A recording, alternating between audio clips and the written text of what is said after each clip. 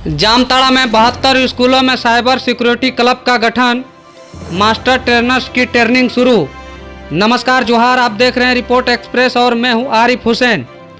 जामताड़ा में साइबर अपराध के खिलाफ एक और सशक्त कदम उठाया गया है। जिले के 72 विद्यालयों में अब बन चुके हैं साइबर सिक्योरिटी क्लब। इसके लिए मास्टर ट्रेनर्स की 2 दिवसीय विशेष कार्यशाला की शुरुआत भी हो चुकी है। चलिए सीधा रुख करते हैं जामताड़ा के SGSY प्रशिक्षण भवन की ओर, जहां जिला प्रशासन और CDEC पटना की ओर से एक अहम पहल की गई।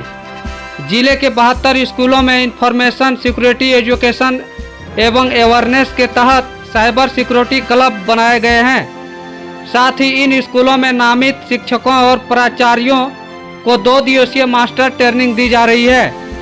इस खास मौके पर उपायुक्त रवि आनंद, DDC निरंजन कुमार और CDEC के संयुक्त निदेशक की उपस्थिति रही। कार्यक्रम की शुरुआत पौधारोपण और मेमोंटो भेंट कर अतिथियों के स्वागत से हुई। उपायुक्त रवि आनंद ने कहा कि आज के डिजिटल युग में साइबर सुरक्षा बेहद जरूरी है। यह क्लब न सिर्फ बच्चों को जागरूक करेगा बल्कि पूरे समाज में डिजिटल जिम्मेदारी की भावना को मजबूत करेगा। वहीं पुलिस अधीक्षक राजकुमार मेहता ने भी कार्यक्रम को संबोधित किया और बताया कि इस तरह यह कार्यशाला के सिद्धांत पर काम कर रही है। उन्होंने साइबर फ्रॉड के बदलते पैटर्न पर प्रकाश डालते हुए जागरूकता और सतर्कता की अपील की। तो जामताड़ा अब सिर्फ साइबर अपराध के लिए कुख्यात नहीं, बल्कि साइबर सुरक्षा में भी मिसाल पेश कर रही है। ये क्लब बच्चों को बनाएंगे डिजिटल वॉरियर। आगे की अपडेट के लिए बने रहिए रिपोर्ट एक्सप्रेस के साथ। धन्यवाद। उपस्थित हैं जो न केवल 72 साइबर सिक्योरिटी क्लब्स का स्थापना करेगा, परंतु यह हमारे भविष्य की रक्षा का संकल्प करने हेतु मील का पत्थर साबित होगा। यह एक नए जामताड़ा की शुरुआत होगी जो अतीत की छाया को पीछे छोड़कर उज्जवल भविष्य की ओर बढ़ चला है। हम सब जानते हैं कि जामताड़ा का नाम साइबर क्राइम से जुड़ा हुआ है, लेकिन आज से हम उसी तकनीक का उपयोग कर समाज को सुरक्षित बनाने, साथ ही साथ ज्ञान फैलाकर युवाओं को सशक्त बनाने हेतु कार्य करेंगे। साइबर सिक्योरिटी क्लब जो हमारे जिले में 72 की संख्या में स्थापित होने जा रहे हैं, ये सिर्फ संगठन के रूप में काम नहीं करेगा, परंतु ये एक आंदोलन के रूप में काम करेगा। यह आंदोलन हमारे युवाओं को शक्ति देगा, साथ ही साथ गलत को सही में बदलाव कराएगा और डिजिटल भारत और डिजिटल झारखंड को बनाने में मददगार साबित होगा। हम लोग जानते हैं कि जो तकनीक का इस्तेमाल कर यहाँ के युवा विभिन्न आपराधिक गतिविधियों में शामिल होते हैं, उसी तकनीक को यूज करके अगर वो साइबर फ्रॉड को रोकने में अपनी सहभागिता निभाएंगे तो न सिर्फ लोगों का भला होगा, परंतु आने वाले समय में जो डिजिटल एज है उसको सुरक्षित तौर पर क्रियान्वित करने में मदद करेगा। आज हम लोग ये किया गया है, शुरू करना, उसे बताना, TOT के रूप में, ट्रेनर ऑफ ट्रेनी के रूप में आप लोग को ये कार्यशाला का आयोजन किया गया है। साइबर सुरक्षा की जागरूकता को लेकर के आपको ठीक से जागरूक करें।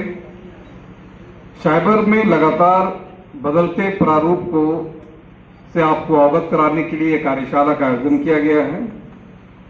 CDEC पटना इस क्षेत्र में काफी अहम भूमिका अदा कर रही हैं और इनके द्वारा साइबर के निरंतर बदलते हुए प्रारूप पर जो है इनके द्वारा कार्य किया जा रहा है।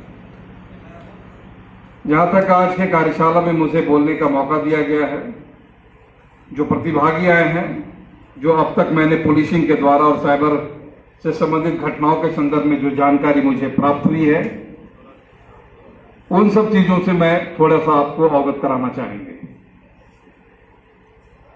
सबसे पहली बात है कि साइबर एक बार हम लोग जागरूक करते हैं और जागरूक करने का एक उद्देश्य होता है कि लोगों को साइबर फ्रॉड से बचाना।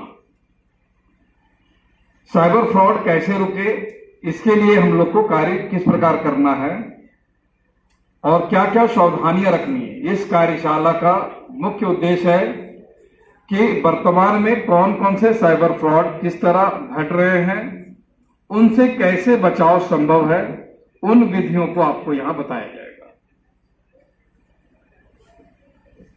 मैंने तो सिर्फ एक चीज सीखा है कि साइबर फ्रॉड को रोकने के लिए साइबर क्रिमिनल को किसी भी स्तर से सिर्फ एक जगह पहुंचना होता है, वो आपके खाते तक।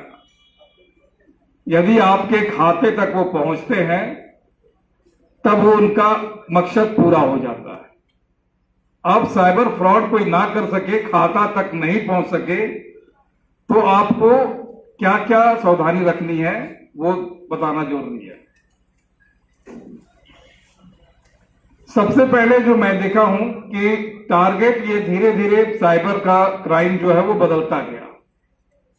पहले लोग ओटीपी मांगते थे कि आपके पास एक ओटीपी जा रहा है, ओटीपी बताइए। मैं बैंक से बोल रहा हूं, आधार कार्ड से बोल रहा हूं, मैं डाक विभाग से बोल रहा हूं, LIC से बोल रहा हूं।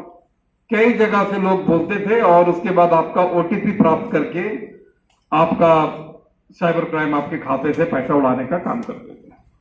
अब ये पैटर्न बदल गया है। अब जो हमारा लगातार जो घटनाएं प्रतिवेदित हो रही हैं, उसमें ओटीपी वाले केसेस हमारे पास ना के बराबर आ रहा है। अब लोग कहते हैं कि सर मेरे फोन में तो कोई ओटीपी मांगा ही नहीं था, हम तो किसी को ओटीपी दिए भी नहीं थे और मेरे खाते से पैसा उड़ गया सर।